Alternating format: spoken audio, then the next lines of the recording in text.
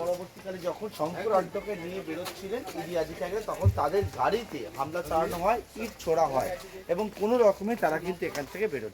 দেখতে পাচ্ছ সিবিআই আধিকারিকরা একেবারে শঙ্কর আড্ড বাড়ির যে গেট, সেই গেটের সামনে দাঁড়িয়ে রয়েছেন এবং থেকে বাড়িতে কেউ আছেন কিনা সেই বিষয়ে নক করা হচ্ছে।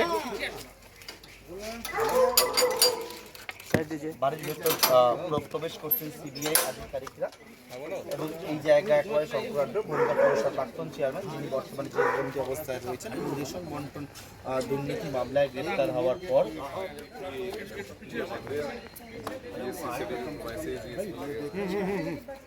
এবং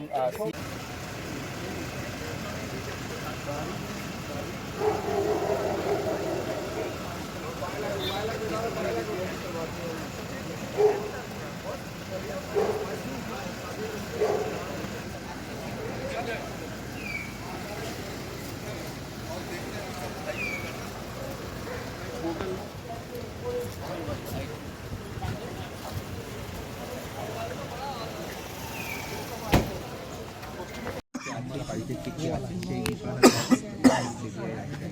সরাসরি ছবি দেখতে পাচ্ছি। যে বাড়ি যে বাড়িতে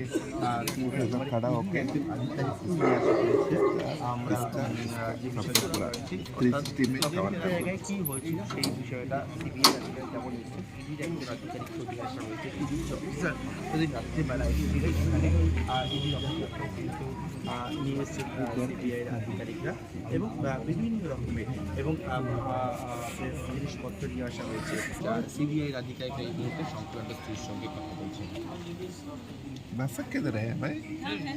किधर खींच रहे? इधर इधर बुलाओ इधर